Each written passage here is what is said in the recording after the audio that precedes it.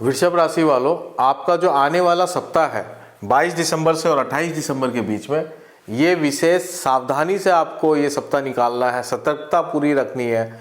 छोटी सी लापरवाही बड़ी दुर्घटना दे सकती है। ये जो सप्ताह है ये आपका, चाहे वो कार्य क्षेत्र हो, चाहे आपका और कोई मैटर हो, लाइफ का कोई भी मैटर हो, इवन आप ड्राइविंग भी कर रहे हो, गाड़ी चला रहे हो, तब भी आप बिल्कुल सावधान रहें। छोटी छोटी लापरवाही जो है आपको बड़े नुकसान दे सकती है। तो दोस्तों, मैं आपको अब बताता हूँ कि डिटेल में कि कैसा ये सप्ताह आपका जाने वाला है। आप थोड़ा इसमें बन के रहिए। 22 दिसंबर से और 28 दिसंबर की मैं चर्चा कर रहा हूँ। तो यहाँ पे जो है हेल्थ, तो अगर हम सबसे पहले लें तो शुक्र जो है आपका लग्नेश है, ये आपका 8th हाउस में आ गया है, मंगल और सूर्य के साथ में है। मंगल चतुर्थेश है। मंगल जो है आपका 12th लॉर्ड का स्वामी है और 7th लॉर्ड का स्वामी है। सूर्य जो है वो चतुर्थेश है। तो सूर्य, मंगल और शुक्र, ये घर में किसी भी प्रकार की आपत्ति आना, परिवार में कलह होना, छोटी छोटी बातों पे कलह हो जाना या गाड़ी चलाते वक्त दुर्घटनाग्रस्त हो जाना, ये सारे कॉम्बिनेशंस इस सप्ताह में एक्टिवेट हैं। इस बात को आप पूरा ध्यान रखें। हेल्थ अगर हम मैटर करें तो हेल्थ मैटर्स में पेरेंट्स की हेल्थ के लिए ये बहुत ही वीक समय दिख रहा है।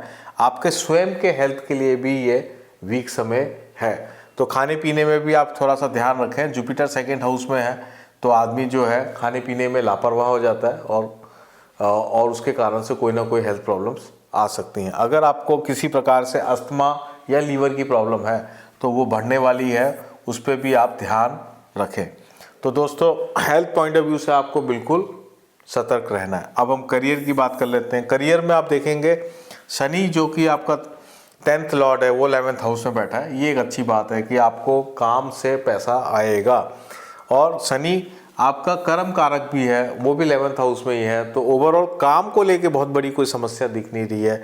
राहु अपने स्वराशि में, कुंभ राशि में बैठा हुआ है। बृहस्पति 10th हाउस को देख रहा है। तो कार्य क्षेत्र आपका अच्छा ही जाने वाला है। कार्य क्षेत्र में बहुत मुश्किलें नहीं है, लेकिन कार्य क्षेत्र में आपकी बहुत ज़्यादा ट्रैवलिंग हो सकती है, ओवरलोडेड आप हो सकते हो।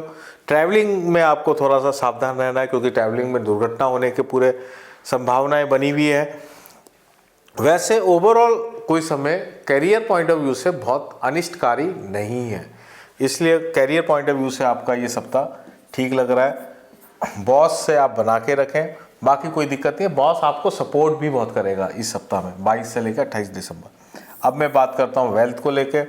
वेल्थ ओवरऑल आपका ये सप्ताह अच्छा ही है, क्योंकि शनि लाभ स्थान में बैठा है और लाभेश जो है 2nd हाउस में बैठा हुआ है। ये बहुत ही अच्छी स्थिति है। और लाभ धन स्थान को 3 ग्रह देख रहे हैं, 3 ग्रह देख रहे हैं, जिसमें शुक्र जो है शुभ ग्रह भी है। तो ये एक अच्छी स्थिति बनी हुई है। ओवरऑल लाभ आपको मिलता रहेगा, लेकिन किसी प्रकार से रिस्क नहीं लें। अगर 3 ग्रह 8th हाउस में बैठे हों तो किसी प्रकार से रिस्क लेने से बड़ा भारी नुकसान भी हो सकता है। तो वो उससे आप बिल्कुल सावधान रहें। रेगुलर वे से जो आप काम कर रहे हैं, जिसमें आप एक्सपर्टाइज हैं, वो काम कर रहे हैं, तो वहाँ आप उन्नति करेंगे, पैसा आपका आता रहेगा। अब हम रिलेशंस की बात कर लेते हैं। तो रिलेशंस के अंदर अगर हम देखें तो अब मैरिटल रिलेशंस की बात कर लेते हैं। सबसे पहले मैरिटल रिलेशन में वीनस जो है आपका 8th हाउस में बैठा हुआ है, जो कि बिल्कुल ठीक है। शनि देख रहा है शुक्र को, ये भी बिल्कुल ठीक है, इसमें भी कोई दिक्कत मुझे नज़र नहीं आ रही है। केवल स्वास्थ्य को लेके, जीवन साथी के स्वास्थ्य को लेके मुझे मुश्किलें दिख रही हैं। वैसे कोई मुझे प्रॉब्लम दिख नहीं रही है। बुध जो है 7th हाउस में बैठा हुआ है, ये कम्युनिकेशन के कारण हम चीज़ों को और बेटर कर सकें, वो इस बात को इंडिकेट करता है। ओवरऑल गृहस्थ जीवन नॉर्मल दिख रहा है। प्रेशराइज जरूर होगा, क्योंकि सूर्य शुक्र मंगल 8th हाउस में, कोई ना कोई स्वास्थ्य की दिक्कत होएगी। चाहे हस्बैंड की स्वास्थ्य की दिक्कत हो, चाहे वाइफ की स्वास्थ्य की दिक्कत हो, या हस्बैंड या वाइफ के पेरेंट्स की स्वास्थ्य को दिक्कत हो, वो एक टेंशन का कारण बन सकता है। वैसे बाकी कोई दिक्कत मुझे नज़र नहीं आ रही है।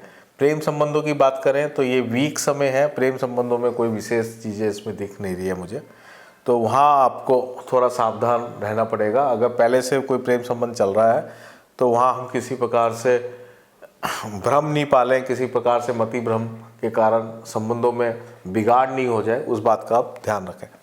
अब हम बात कर रहे हैं स्टूडेंट्स को लेके। तो स्टूडेंट्स के लिए बुध 7th हाउस में बहुत सही बैठा हुआ है, बुध को लेके कोई दिक्कत नहीं है, और 5th लॉर्ड भी बुध ही है।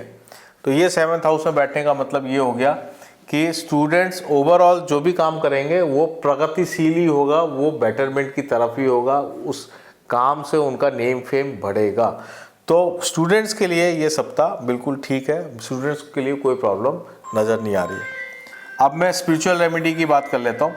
स्पिरिचुअल रेमेडी के लिए शुक्र, सूर्य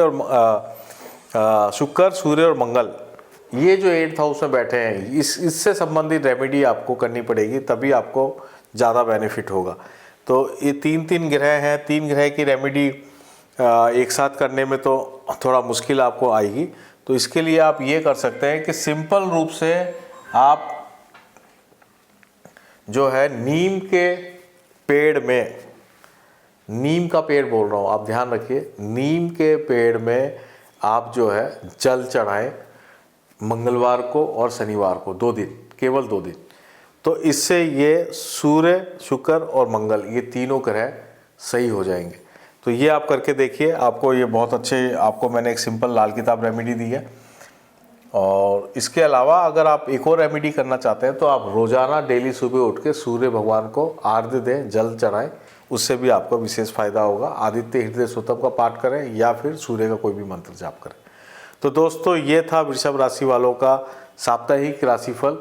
उम्मीद है कि आप मेरे बातों को फॉलो करेंगे और इस सप्ताह में आप सुरक्षित रहेंगे। मेरी आपको बहुत बहुत शुभकामनाएं हैं। धन्यवाद।